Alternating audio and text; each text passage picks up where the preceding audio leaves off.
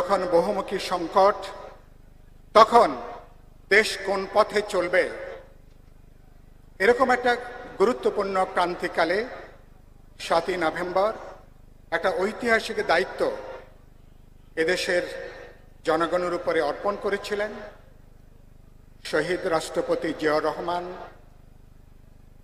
নানা ঘটনার প্রেক্ষিতে ৭৫ সালের যে মর্মান্তিক হত্যাকাণ্ড, পরবর্তীকালের যে ঘটনা প্রবাহ, তিনি পরে পাদ প্রদীপের তিনি প্রধান কেন্দ্রে তিনি উঠে আসেন এবং তার এই সংক্ষিপ্ত তার যে রাষ্ট্র পরিচালনার যে ইতিহাস, সবচেয়ে গুরুত্বপূর্ণ জায়গাটা কি? গুরুত্বপূর্ণ জায়গাটা হচ্ছে তিনি একটা ন্যাশনাল রিকনসিলিয়েশনের তিনি রাজনৈতিক উদ্যোগ নিয়েছিলেন।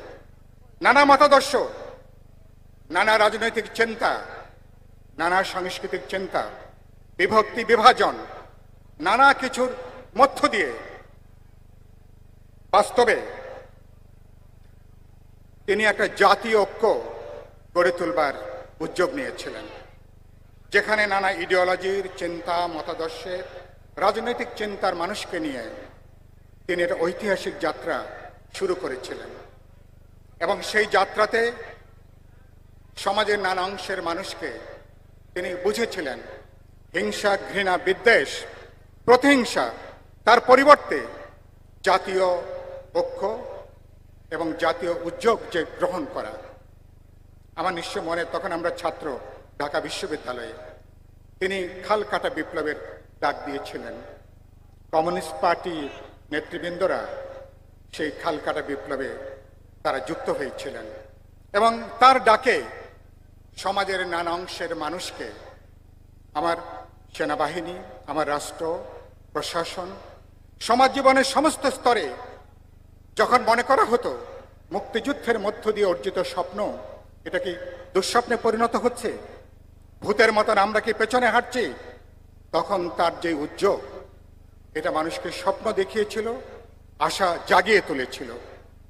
ফলে সে কারণের জন্য ৭ই নভেম্বর সিপাহী জনতার যে বিপ্লব, যদিও সেটাকে আমরা ধারাবাহিকভাবে এগিয়ে নিতে পারিনি, পরবর্তী যাত্রাতে এই পদ্মা, মেঘনা, বুড়িগঙ্গা দিয়ে অনেক জল গেছে।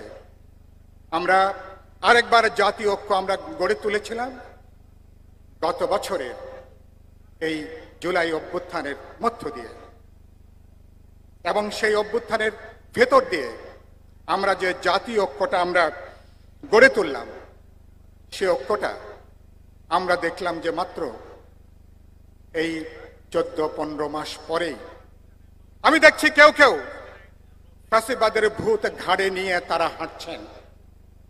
স্বৈরতন্ত্রের ভূত কারো কারো কাঁধে বেশ ভালোভাবে আজকে জেকে বসছে এবং তারা, আমরা ছোটকালে শুনেছি red flag to oppose the red flag, লাল পতাকাকে দিয়ে লাল পতাকাকে প্রতিরোধ করা, বিপ্লবের নাম করে বিপ্লবের বিরুদ্ধে দাঁড়িয়ে যাওয়া, অভ্যুত্থানের নাম করে অভ্যুত্থানের যে আকুতি, তার যে আকাঙ্ক্ষা, তার বিরুদ্ধে দাঁড়িয়ে যাওয়া।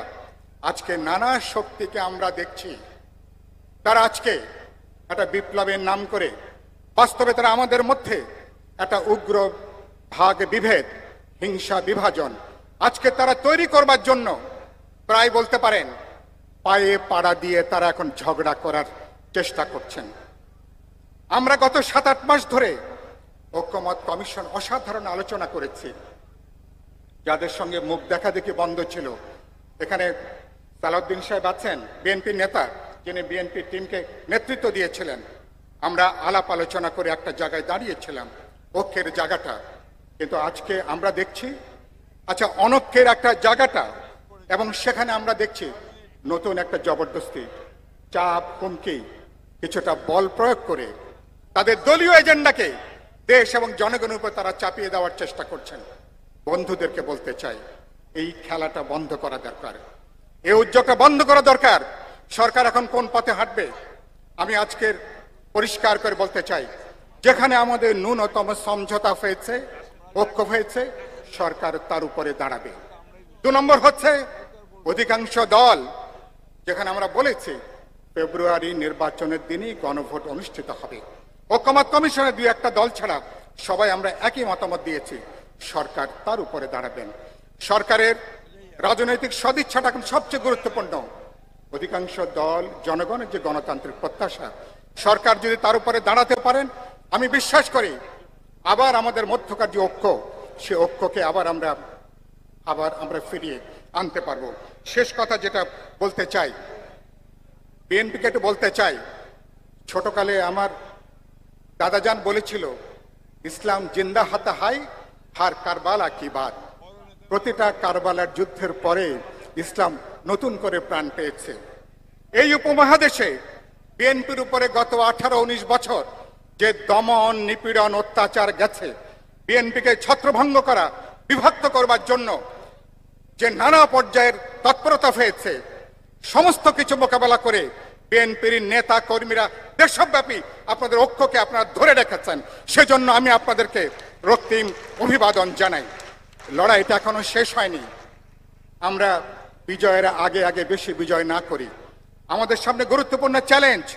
বিপ্লবের পেছনে যেমন প্রতি বিপ্লব হাঁটে, অভ্যুত্থানের পিছনে প্রতি অভ্যুত্থান হাঁটছে। আমার বন্ধুরা তারা আবার নতুন করে তারা একটা প্রতি বিপ্লবের জন্য জমিন তৈরি করে দিচ্ছেন কিনা।